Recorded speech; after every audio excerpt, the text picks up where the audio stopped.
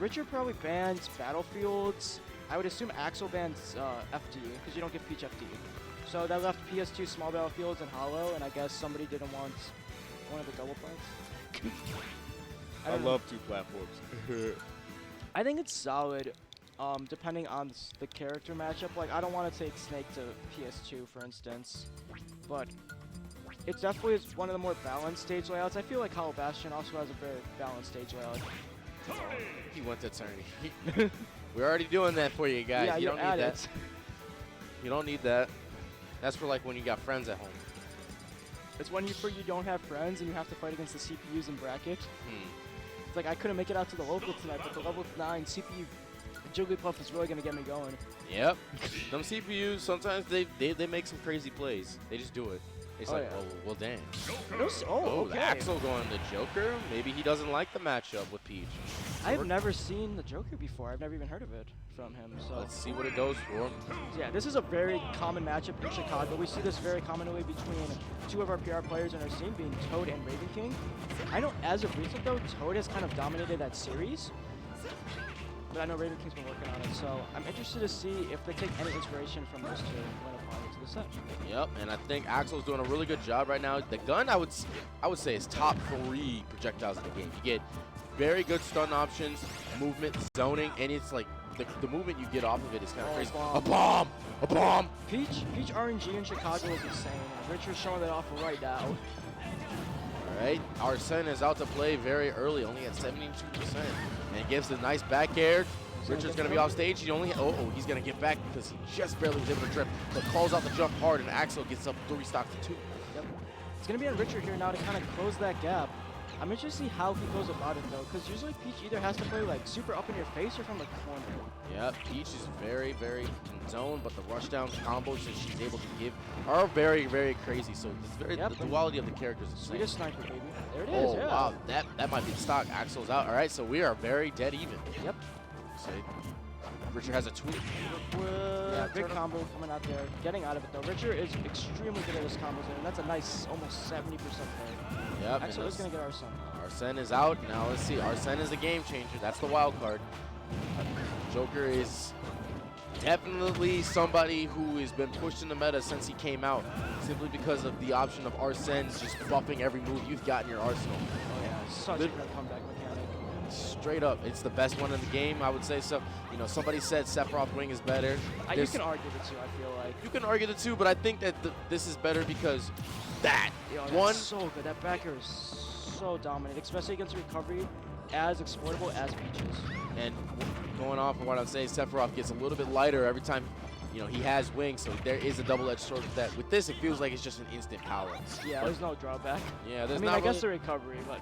Recovery, yeah, but even that, it's hard to time up sometimes because of how fast he flies it. But we're seeing some control is so good here. Yeah, really. Axel is doing a very good job showing a lot of aggression, but very patient when he gets in disadvantage, really choosing his options, but unfortunately he ran out of it right there. Great ledge trump there from Richard. Now this is Peach, so of course Peach can close this gap here, but with the way Axel's been playing it, I feel like it might be one for the books. Yep, we're going to see. Ooh, I like how he's using that platform. A bit overzealous there with that down B. And that dash attack, but not getting punished for either of them, surprisingly. I love how he's throwing out the E-Hole right there to keep that movement so he doesn't like commit to an option right away, because if he does, he's getting checked and he's losing damage for it. I like that a lot. Oh, yeah. He's making that shape basically and saying like, Richard, you cannot enter this zone. And that makes it really easy for him to react with that backer. That's been so prevalent in this match. And for what a game that had, Axel had a decent sized lead. Now Richard is starting to pull it a little bit back. He's understanding, okay, so Joker does have this really good options when I'm in the corner, so I have to be really careful. But now it looks like Axel has to be really careful as the Richard came all the way back. Axel got so overzealous with his kill confirm, specifically in the up air, not the up air, the up smash and the up tilts. So I felt like he just kind of really just wanted the game to end. I don't know. Yeah, that's where a lot of it comes from. When like I said, the big 3 red numbers are out. You want to get that finishing blow. You have to be really patient for it, and that's where a lot of comebacks happen, because it's like, you know, I think one thing is when you're ahead, the other person has to approach you, and if they don't approach you right, then you punish. Oh yeah. So therefore, when like having leads, that's the difference between losing leads and like having leads and keeping. So we're gonna see how Richard keeps with this lead he's got right now. He's up 1-0 on the set. Axel changes to the red. Hey, sometimes that's what you need. The color change, it is a blessing sometimes. We'll see how it works out in here. Same stage, we're gonna run it right back. Yeah, I don't mind this stage, just because of how close it was. I do worry though, with the adaptations that Richard was making, that it might snowball. Yeah, snowball indeed, but hopefully, let's see, Axel can try and find a way to melt that snowball as he's sort of getting some sort of advantage going right now. Yeah, some decent patience. Not as great of an advantage state as you usually see from Joker, which you can kind of just infer because it isn't his main. But I'm interested to see what happens. Yeah, the turn-up, I like that. That float really is intimidating, especially when you have less options for each to work with. Richard's doing a very good job now, using the turn-ups a little bit more in their uses in this turn. Nice. Ooh, almost killed with it. The tether really almost isn't able to kill. Good patience. Yeah, good patience. That's the awareness you see from last game. Richard up to that exact trump, which emptied the stock for Axel. That patience allows him to live the second stock. Stock indeed. Axel is playing really well right now. He's understanding that he has the power to have the stage control. With that comes a lot of revenue, especially for Joker. So Axel's going to take the lead here. Let's see if we can get anything out of it. Yep, we'll take a dash attack though. 138, he's still sitting though. Nice reaction there. Waiting for that roll and it just punishing. Great idea if they grab there, but just a bit off the timing. And there, keeping the turn up a threat by putting it in the sky. However, Axel sees right through it and will get some damage in, 25%. Let's see if he can keep expanding the lead. He'll have to run away with it, but however, Richard's staying patient in the middle of the stage. If we're limiting the options. Ooh, I like that back air right there. I love this from Axel. He's kind of just playing just outside the corner. Unfortunately, he's going to die there, but he had some great tempo pushing there to force Richard to make a move. Therefore, now we're going to get back in the center stage. Back air tempo with great patience again. Just kind of waiting for Richard to exhaust an option in disadvantage and making the proactive to punish. And Richard's striking back with a nice 40% basically. Wow, and it's very much even. Yep, oh, yeah. 2% the separation difference. Arsene, however, is out. So do you really call it even, or do you just call it a because this control game from Axel is incredible. That should be the death. That overzealous option from Richard. I was really surprised he went for the down smash too, because Axel's been doing a lot of jumps off the ledge. Yep, Richard takes a deep breath too long before taking the stop. Richard's mental game is really good. He's really good at getting his composure back. Yep, there's sometimes you get hit with some jank in this game, and you just have to be like, well, that happened, gotta play the sock out.